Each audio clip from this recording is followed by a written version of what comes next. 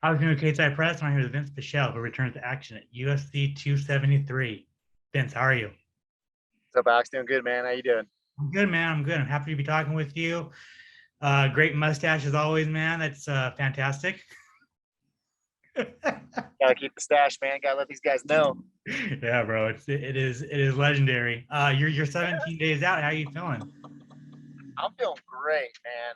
Uh, I'm, I'm feeling dangerous as fuck right now. Poor Madsen. Poor Madsen.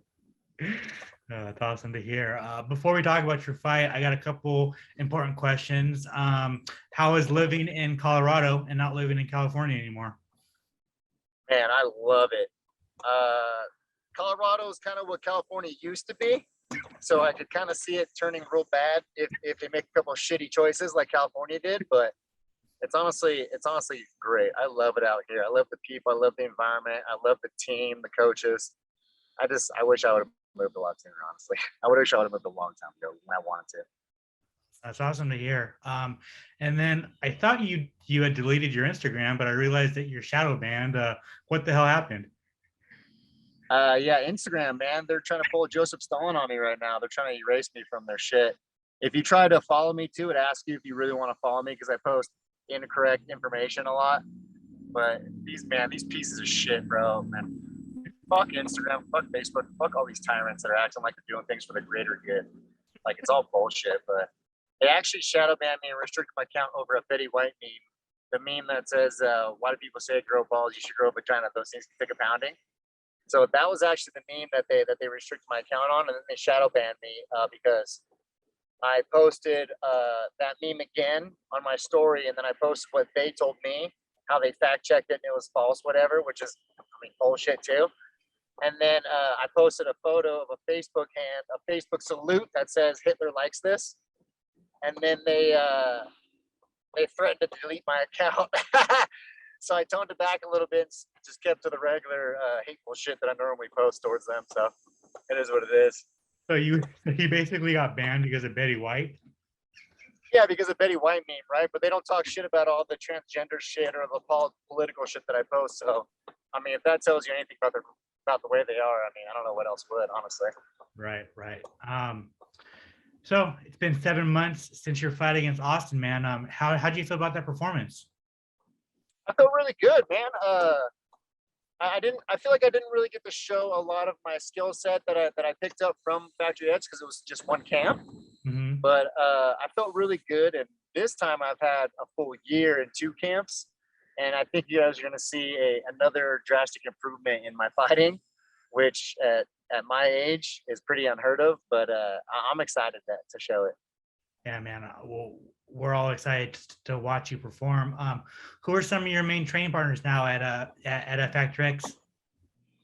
Well, I got Alex Hernandez. I got Jacoby Jones, Markel Medeiros. We got Joey, Jason. Geez, man, I got a ton of guys, right? There's guys that you hear of, guys that you wouldn't hear of, right?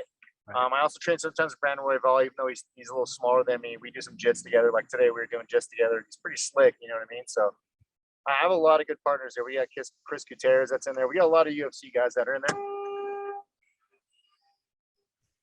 Yeah, man. It sounds like you're just training with fucking killers, bro. That's Sorry, I gotta horn this person because they're stopping at a.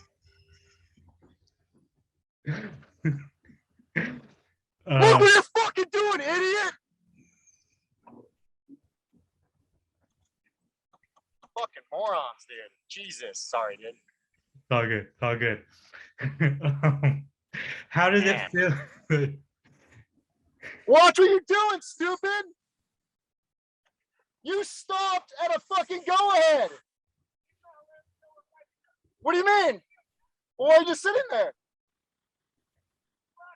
Pay attention to what you're doing, dude! Pay attention to what you're doing! If you're gonna drive like that, get out and walk, you fucking idiot! Jesus. Man, dude. Some people, bro. You don't always get those in interviews, but you do get those in Vinc Pichel interviews. Man, I'm so confused at how retarded people are these days, bro. He's literally sitting at a green light to make a right-hand turn for no reason. It's like, dude, get out and fucking walk if you're gonna be that retarded, bro. Like, get a bicycle. Jesus, gas is expensive. I know it is. Go fucking get a bicycle then. Moron, dude. Oh my okay, God. anyways. Oh shit. I was gonna say, how does it feel? How does it feel to be healthy and not waiting a year to fight? Feels good. Technically, I'm still kind of fighting my once a year, right? I haven't really broke that yet.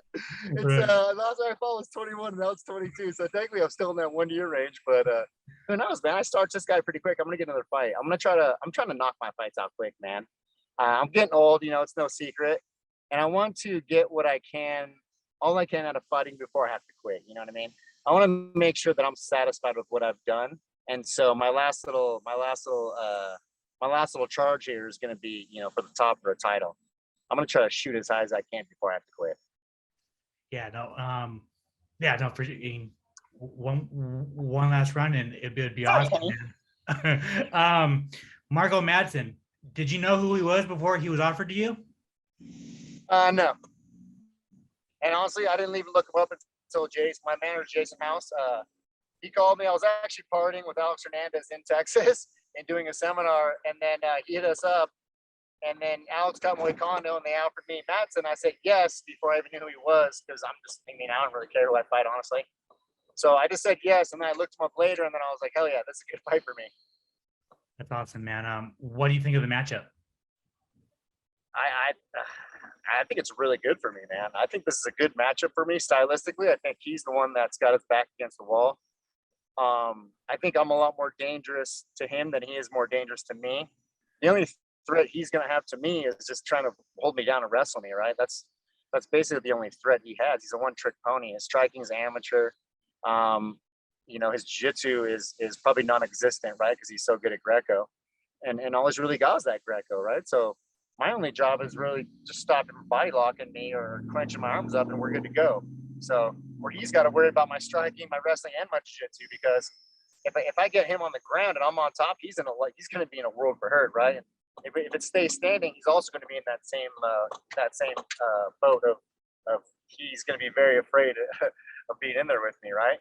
So his only advantage is Greco wrestling, which honestly, if I'm honest and I see his fights, it's kind of trash too in MMA. You know what I mean? Like he doesn't really transfer over very well to MMA. And I'm just one of those fighters. So, I mean, he's in for a world of hurt. Yeah, I mean, it's a very fun fight. And it's crazy to me that the fight's so far down the card. Does that matter to you at all? No, it gives me more time to party after I whoop his ass. You know what I'm saying? I'll be able to just hang out in Florida with the people and just do my thing. You know what I mean? Which is what I'm planning on doing. So, no, I don't really care, man. It doesn't matter to me. My only goal is just a fight, right? And honestly, I don't even think about winning or losing. Of course, I'm feeling like I'm going to win, but I don't really think about winning or losing. I mainly just think about doing what I have to do. And oh, you're not going to let me in? Watch this. Oh, maybe you should watch out then. Another fucking asshole. Dude, I'm going to get out of my truck and beat the fuck out of someone right now, dude. These people think it's a joke. Man, I swear these oh my God. I'm sorry, honey. I'm sorry I'm cussing so much. I'm in a bad attitude right now. I got a bad attitude, huh? Oh my God. You see this asshole way back there now? You see him way back there now? Yep. That was a dickhead. Didn't want to let me in the merge lane. Oh God. Fucking goes great. I love how people think it's okay to piss me off until they do, and then you see that kind of shit. Oh, you're making me turn fucking red. Oh my God. You got some good shit today. I'll tell you what. You got some good chunks of me today, man. That I do. So I was gonna say, so you get this win over this Olympic wrestler. Do you think that would get a Gregory Gillespie to respond to you finally? Oh, maybe, but I don't think Gregor's going to take that rematch with me. He knows better. In that first fight after we fought, he literally told me he wasn't planning on striking with me at all, right? He knew better. So I don't think he's going to take that fight. If he does, it'll be a different story. I was a little unprepared for that fight. I had a couple little nagging things bother me in that fight too, but if we get that back, that'd be good. But I'm not really counting on it, honestly. If you get one rematch to fight Gregor or Ally Quinta, which one do you take? I'd take Al. I'd rather fight Al. I'd rather fight Al just because he's been dodging me for so long. And he actually told me he'd rematch me. And then when it came down to it, he punked out. So, and he's been punking out. So it is what it is. I'd fight Al. I want to fight Al. Do you think he comes out of retirement at all? Probably not. I mean, he's got a pretty good thing going right now with his what house sales or real estate thing that he's got going right. In fact, I'm not sure what he's into. Right, I don't like follow him or do any of that kind of crap. But I think he's just happy in his life. That's why you've seen the performance out of him in the last few fights that you have. Right, he's comfortable in his life, and he's one of those guys that has learned to make that comfort part of his life. Right, where I'm not. My life is constantly uncomfortable. And I purposely do that to myself so I don't slow down, you know what I mean? Because I see so many people do that and slow down in their life because they just stop putting themselves in situations where they have to grow and evolve as a person. And so that's just not me. I mean, when I see Al, we're actually cool, right? Like I talk to him, say what's up to him. Like we're cool, you know what I mean? But he knows I want to whoop his ass. Right. Of course. Then finally, just got two more things for you, man. I wanted to ask you about the lightweight title fight that's happening. Oliver and Gaethje. Yeah, bro. Yeah, that's gonna be good, man. I'm kind of stoked for that. What are your thoughts on that fight? Man, I think Gaethje has a better chance of beating Oliveira than he does anybody else, honestly. But man, if it goes to the ground, Oliveira's gonna take him out. Oliveira's gonna sell him. I have no doubt that Oliveira will sell him if it goes to the ground. And Oliveira's pretty crafty, and you know what I mean. Mike Chandler was kind of correct when he said Oliveira folds a little bit in fights, but Oliveira's been shown some a little more toughness than he has in the past, right? When he gets rocked in his fights, just like with Chandler, right? Like Chandler rocked him, and he came back and ended up knocking out Chandler. So I don't know, man.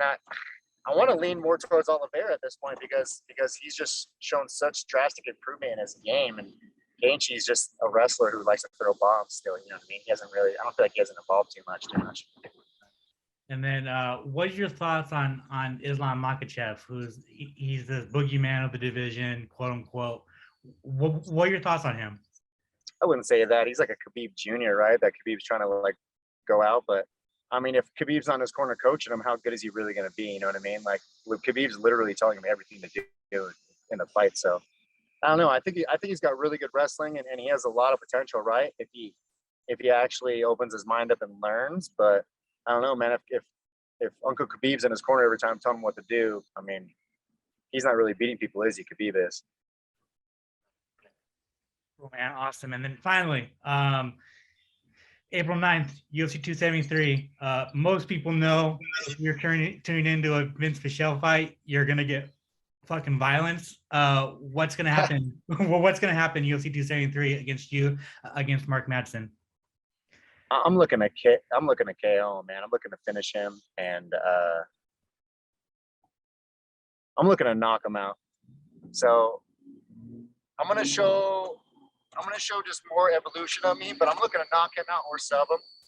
If he tries to body lock me, I have a lot of confidence I'm gonna be able to stop his body lock and his wrestling. And so, like I said, I'm just looking to knock him out or sub him. If he wants to shoot for the legs, which I've seen him shoot for legs and it looks like trash to me, honestly. If he wants to shoot for that, then I'm gonna snatch his neck up and strangle him. So it's either gonna be a knockout or a submission, but I'm not planning on fighting him more than 2 rounds. Awesome, man. Thank you so much for your time, Vinc. I really appreciate it. If you want to plug your social media, plug any sponsors you got, the floor is yours. Thank you, Alex. All my social medias, Instagram, Twitter, Facebook, even Twitch. I stream on Twitch. It's all from Vinc Pichel. Shout out to my sponsors, Smoke Buddy, Rev Gear. These boys have been with me forever. Defense Soap. I want to give a huge shout out to my coaches too at Factory X, Mark, Scotty, Jordan, Coach G, all the guys that help me, all my training partners, right? Everyone that helps me, all the fans, and then Mark Madsen for sacrificing himself to me.